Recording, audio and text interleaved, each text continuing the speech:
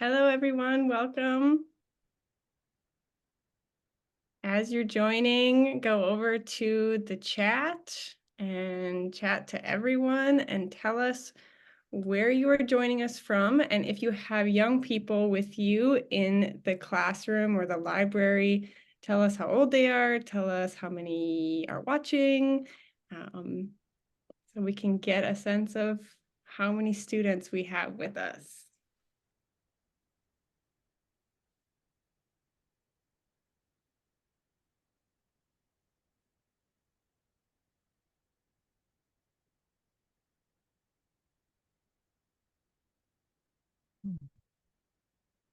Wonderful. Thank you, everyone. For those just joining, head on over to the chat and tell us where you're coming from. Tell us how many young people you have watching with you. Tell us what grade levels are with you.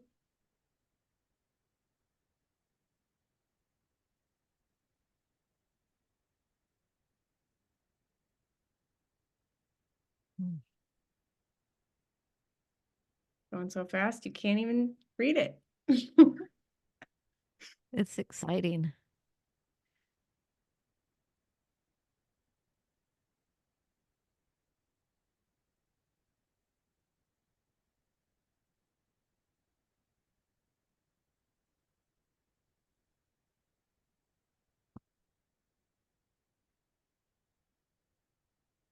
All right, just saying this again for those who just joined, head on over to the chat and tell us where you are coming from. Tell us how many students are watching with you.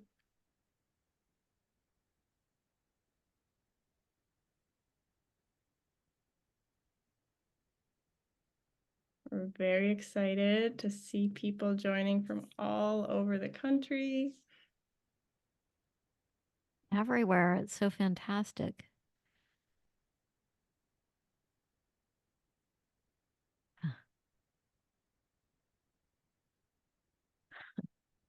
Even Hawaii. Tarpon Springs, Florida. Like, wow. Texas, Miami, Illinois, Florida, New Jersey, Idaho. Mississippi. It is hard to, it's hard to like it's going so fast. Wow, it's great. All those readers, right? Venezuela, All right.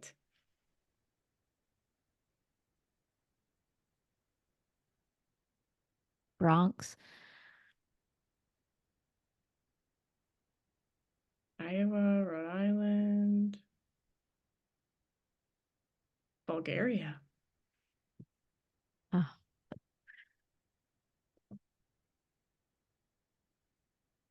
All right, everyone, we'll get started in less than 2 minutes here. So everybody get settled. And if you would just joined, everybody is putting in the chat where they're joining us from and how many students they have with them if they are watching with young people.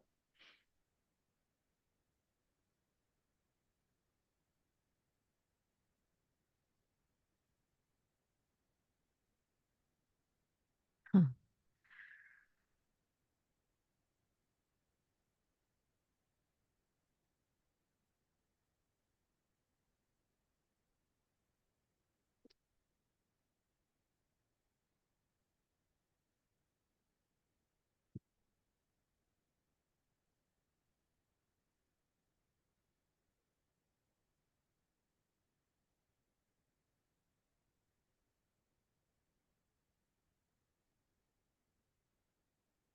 Welcome, everyone. Thank you for being here with us. We'll get started in less than a minute here.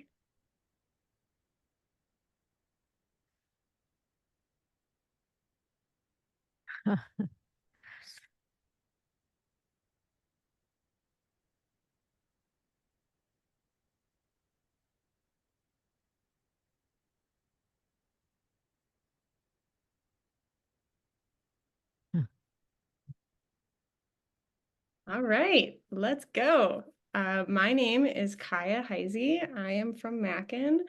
We put on Storyteller Spotlight. We are incredibly honored to have Kate here with us again today. So thank you for taking the time. So excited to be with you, Kaya, who's gonna like field all the questions, but with all these people from everywhere, all these readers. Yeah. Okay. All right. I'll be quiet because I know you have to do the official stuff. Yeah. Our official intro. Our special thanks to Candlewick for helping us put this together. Like I said, we are very happy to have Kate here. Kate DiCamillo is one of America's most beloved storytellers. She's a former national ambassador for young people's literature and a two-time Newbery Medalist. Born in Philadelphia, she grew up in Florida and now lives in Minneapolis. Hey, everybody. Um, I have a new book. Should I talk about that, Kaya? Should I do that? Yeah, give me one Yeah. second. Yeah. Oh, okay. Yeah. Reminder, if you're new to Storyteller Spotlight, we use the Q&A function for questions. Kate is going to read from her new book, and then we'll move into the Q&A. If you have questions pre-written, you can feel free to put them into the Q&A or wait until we are all done with the read aloud. So now let me hand it over to Kate. Hey everyone. It is so good to be here with all of you. I don't know if anybody was part of this last time and there was some problem hearing me. Look, I've got an official headphones, microphone, so everybody can hear me very well, I hope. The other thing that's going on is Ramona the dog, as usual, is here. And so she could bark at any given moment. So I'm just preparing y'all for that. So the new book is called Ferris. And it is the story of a girl named Ferris and also a ghost and a grandmother and chandeliers and raccoons and also a story about sisters and family and love. It's mostly a story about love. So I'm just going to read a little bit to y'all, and then what I would really like to do is talk with you and answer any questions you have about anything at all, about other books, about reading, writing. Okay. So here's the beginning, the very beginning of Ferris. It was the summer before Emma Phineas Wilkie, who everyone called Ferris, went into the 5th grade. It was the summer that the ghost appeared to Charisse, the summer that Ferris's sister Pinky Wilkie devoted herself to becoming an outlaw, and the summer that Uncle Ted left Aunt Shirley and moved into the Wilkie house to paint a history of the world. It was the summer that Ferris's best friend, Billy Jackson, played a song called Mysterious Barricades over and over again on the piano. Billy Jackson loved music. The very first sentence he had ever spoken to Ferris was, "I hear piano music in my head all the time, and I wonder, would it be all right if I held on to your hand?" They were standing in Mrs. Bleeker's kindergarten classroom. Squares of sunlight were shining on the wood floors, and Ferris gave her hand to Billy Jackson while he continued to explain to her about the piano music in his head.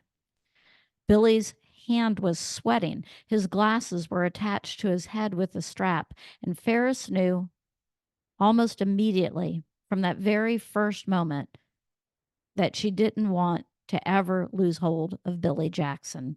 She said, "There's a piano at our house. You can come over and play it whenever you want." It was a big old house, the house where Ferris lived. Ferris had her own room. So did Pinky, and so did Ferris's parents. Charisse, Ferris's grandmother, had her own room too. That was where the ghost showed up, at the threshold of Charisse's room. "Darling," Charisse said to Ferris, "this ghost, she just stands there in the doorway and stares at me with the most mournful expression." "What does she look like?" said Ferris, "besides mournful?" "She's wearing a long dress. She has a handkerchief in her hand, and she wrings and squeezes it. Clearly, she is in despair over something. She is very unhappy, darling." "Are there happy ghosts?" said Ferris. "I would like you to know that Boomer sees her too, in case you are inclined to doubt my sanity." Boomer was the dog. He was part sheepdog and part German shepherd, and also, according to Ferris's father, part woolly mammoth. No one was sure really what kind of dog Boomer was, only that he was enormous and furry. Boomer refuses to enter the room if he sees her standing there, said Charisse. He is a very perceptive dog. But why is the ghost here? Asked Ferris. She was sitting in the window seat of Charisse's room, looking out into the backyard. Ferris figured that she had spent more than half of her time on Earth in Charisse's room, talking to her grandmother, listening to her, playing gin rummy with her, and reading to her from the Bible, and also from a battered paperback copy of Walt Whitman's Leaves of Grass. I mean, said Ferris, what do you think the ghost wants? I have absolutely no idea, said Charisse. I am utterly baffled by all of it, darling. So that's where it starts, with a ghost and with a grandmother and with a dog named Boomer. And I bet y'all have questions, and I want to talk to as many of y'all as I can. So I'm ready. Okay, thank you, Kate. Kaya, thank you. Yeah. So I will start asking questions. When you're putting them in the Q&A, it's great if your teacher can put your name in there so we know who's asking the question. All right, so let's get started. The first question I saw was, came about your dog from Colleen. How did you Colleen. Yeah. get his name? My dog's name? Yes. Yeah, my dog's name is Ramona. Uh, Colleen, I'm guessing that wherever you are, you can probably figure out what book Ramona is named for. And it's Beverly Cleary's Ramona the Pest. She guessed. Yeah.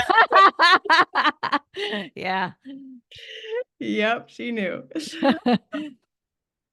Okay, next question. This is from Mrs. McGirl's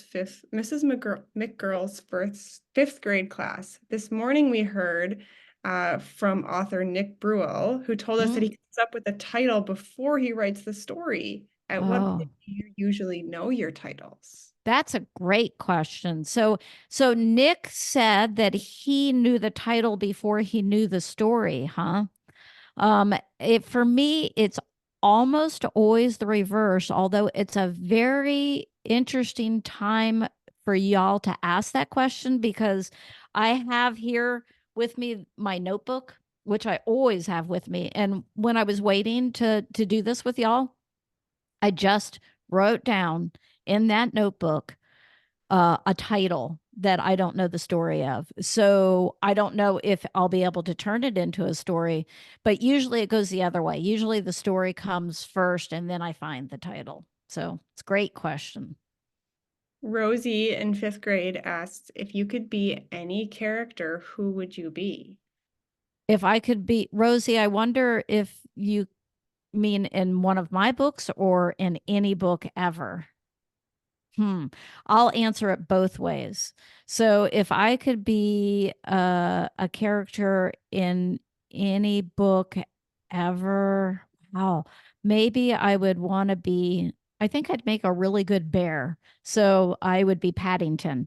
And then I could sit on Mr. Gruber's couch and have hot cocoa. So, okay, that's who I would be in any book ever. But who would I be in one of my books?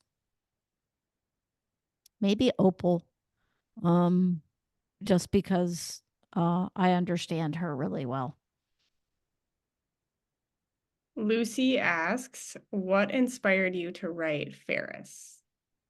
Oh, Lucy. So this is what happened. It's like I didn't, it's sometimes it's hard to locate the beginning of a story, but I know exactly where I was when this need to tell this story popped into my head. My best friend, her daughter had given birth to a little girl named Rainy. And I was walking along. It was the first day of 2020. She was born on December 31st of 2019. And I was looking at all of these pictures of this baby, like surrounded by her parents and two sets of grandparents. And I thought, wow, this kid is just going to be loved from the minute that she arrived. And I thought, I want to write a story about a kid who knows from the very minute that she's arrived that she's loved. And so that's Ferris, whose grandmother, Charisse. Ferris is born underneath a Ferris wheel at the fair, and her grandmother catches her when she arrives. Shay asks, why did you want to be a writer? Shay, why did I want to be a writer? Part of the reason is because I love to read so much. And I bet you a lot of you understand that, because I think a lot of you are probably readers. So, and there's this thing that happens when you read a really good story, you kind of want to tell a story back. And also, I had uh, professors in college that told me that I had a certain facility with words. So I was kind of encouraged a little bit to do it. And I feel like the luckiest person in the world that I get to tell stories for a living. More students than I can name have all asked this same question. Okay. What is your favorite book that you wrote?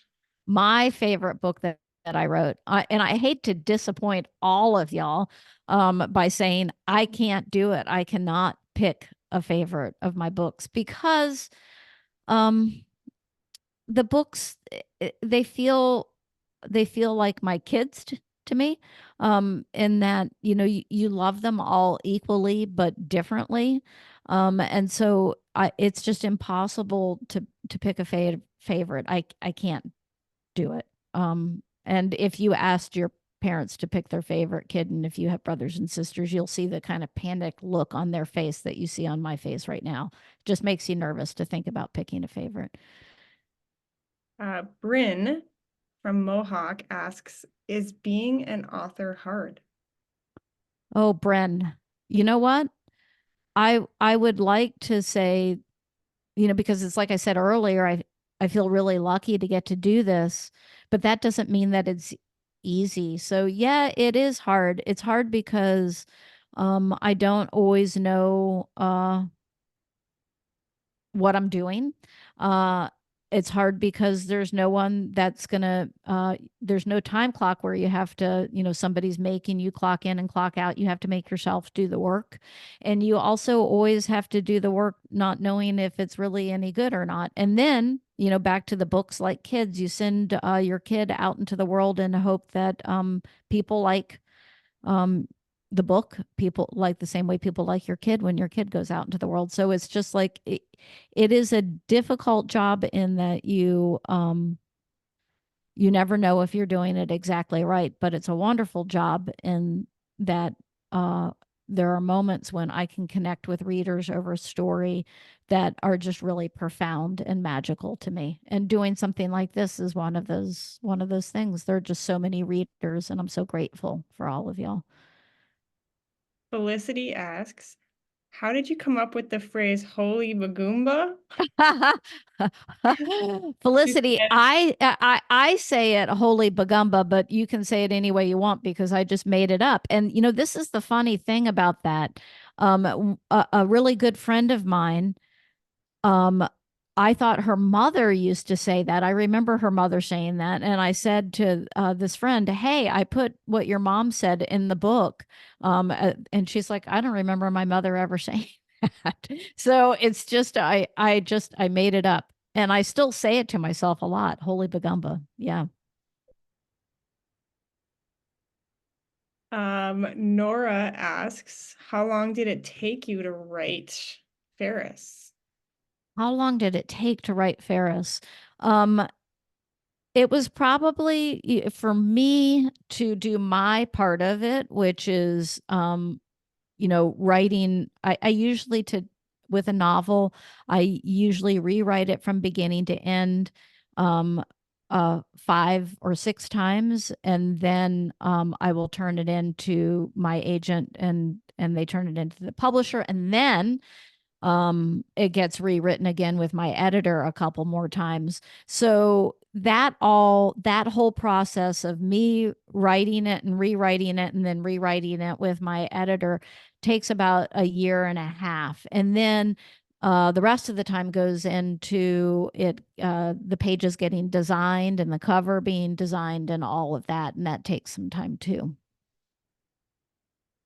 Camille asks, what is your favorite book, not one of your own, and why?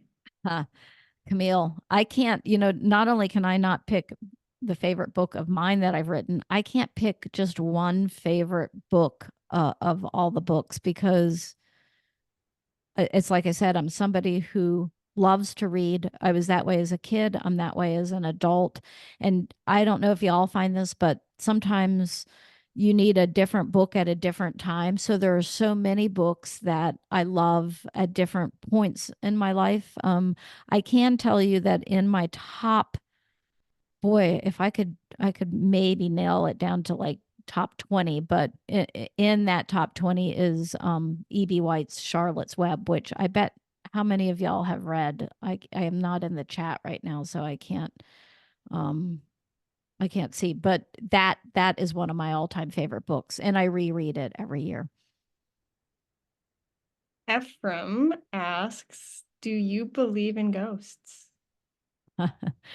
This is the second time somebody's asked that question, Ephraim, and I think it's a really difficult question. I think it's a really valid question, and I'm going to give you an answer that is kind of like full of uncertainty, which is I don't not believe in ghosts, because I think anything is possible. And the ghost and Ferris, this thing where the ghost just stands at the threshold of the door. The house that I grew up in when I was in Philadelphia, we had a room that the dogs would not cross over the threshold into it, and I always wondered if it was a ghost. So it's something that I'm willing to entertain the notion. Yes. Lannel from the Bronx asked, how many books have you written in total?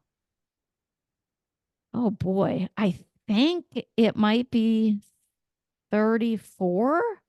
But yeah, and I've got a few more on the way. So I wonder if you think that's a lot or a little. To me, it seems like a lot.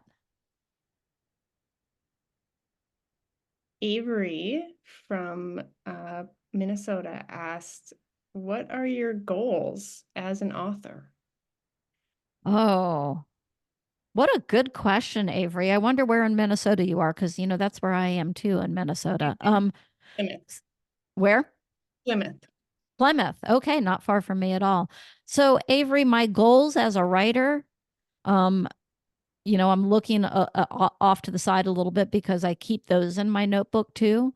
But mostly it's to keep on telling stories. And sometimes people will say to me, when are you going to retire? But I don't ever want to retire, because telling stories is kind of how I make sense out of the world. So my goal is to keep on doing this.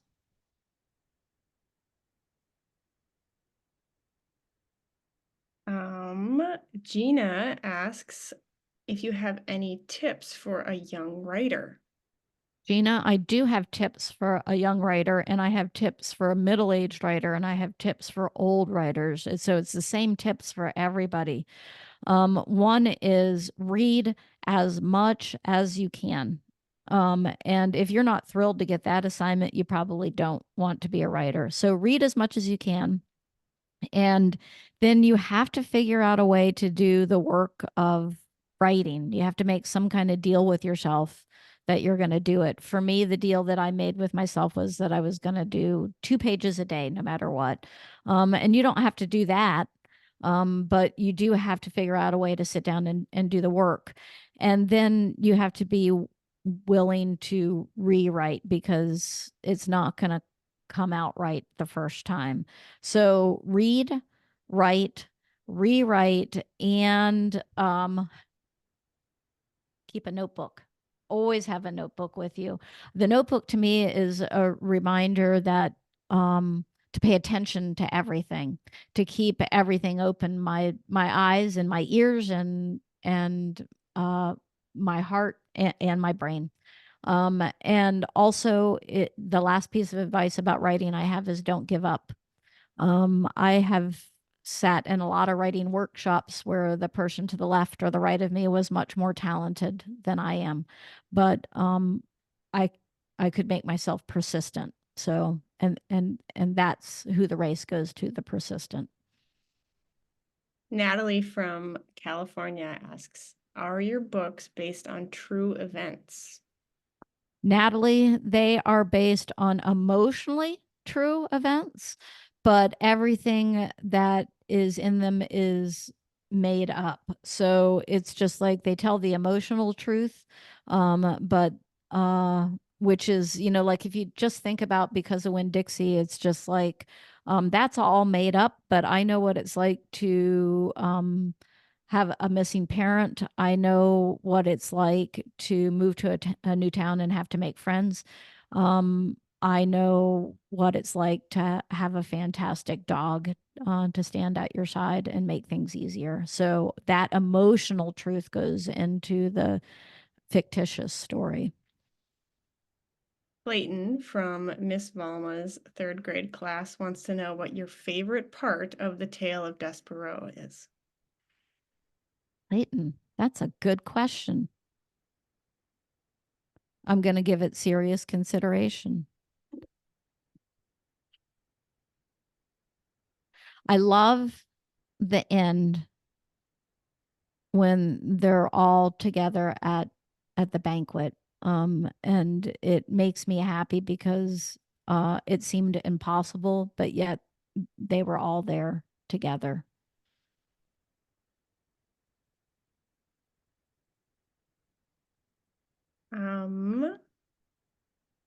Nico asks if we can see your dog. Hey, Ramona, Ramona, come on. Here she comes. She's a dog who thinks get over here, very highly of herself. So she'll be glad to have you admire her. Come here, Ramona. Here we go. Here we go. Oh, you can see her head. Here she comes. There she is. Can you see her face? Yes. Okay, watch out for the cords, Ramona. Oh, yeah. Okay, there you go. Thank you, Ramona. she she tries very hard to be a good girl, but remember her name. Leo asked, which book was most difficult for you? And maybe also which book was easiest? Or you can Yeah, it's a good question, Leo, because every book is different. And all of them are kind of difficult for me, but some of them are very easy compared to so the most difficult one was probably Tale of Despereaux because it had such a complicated plot, and I that was kind of at the beginning of me. I had written two other books, but that was my third book, and I was still trying to figure out how to do a complicated plot. So that was the most difficult. And the one that kind of wrote itself, and this has only happened once, so it was the easiest, and I didn't have to rewrite it as many times, was The Miraculous Journey of Edward Tulane.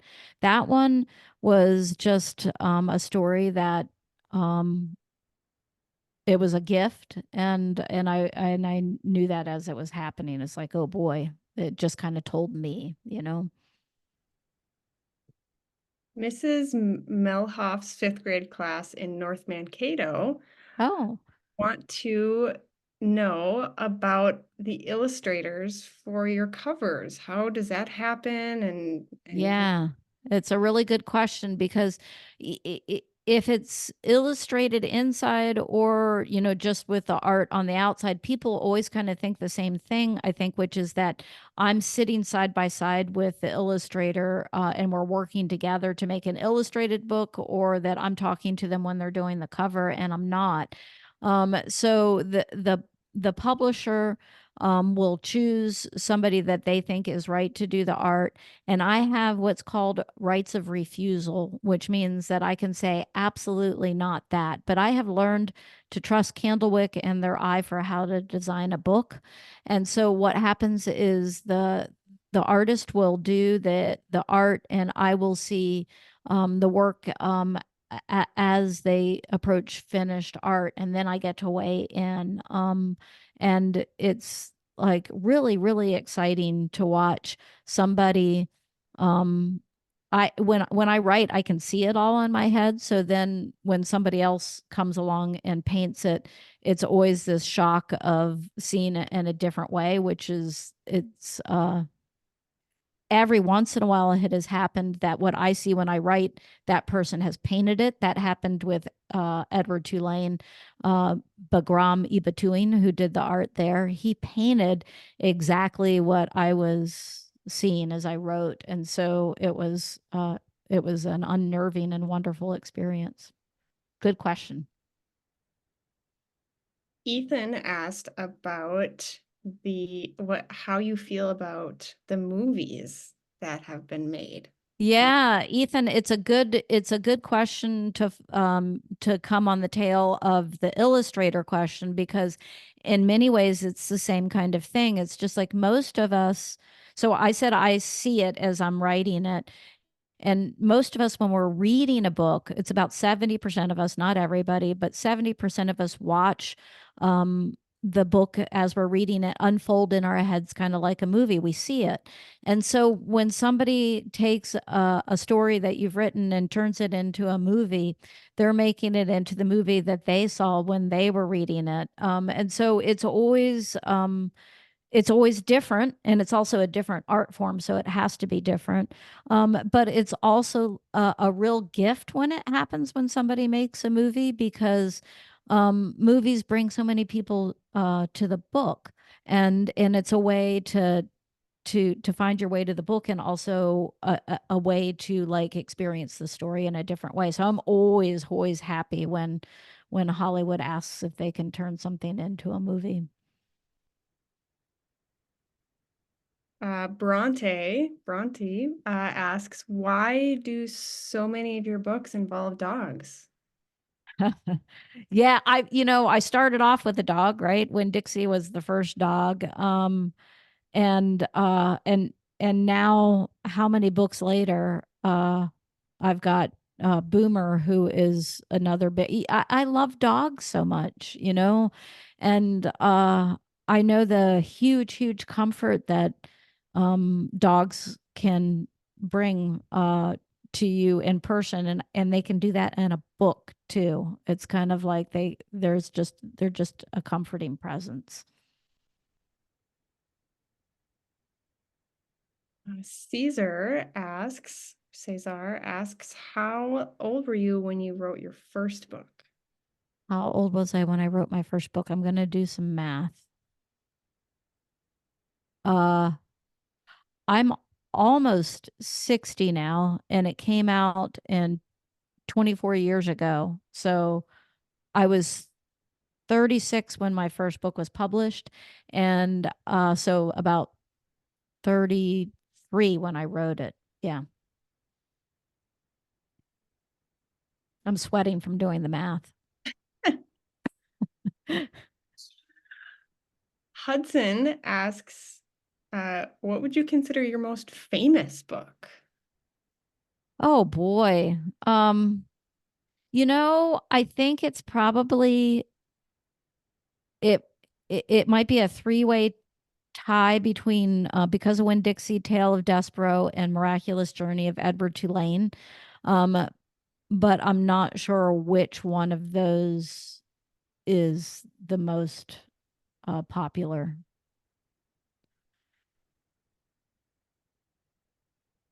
All right. Let's get one more question in. They've been such good questions. I'm super, super impressed with y'all. And it's so nice to connect. I mean, we're like, we've got people all over the world. It's great. So thank you all for being here. Okay. All right. Sorry. That's okay. Let's see. Trying to get the last question in.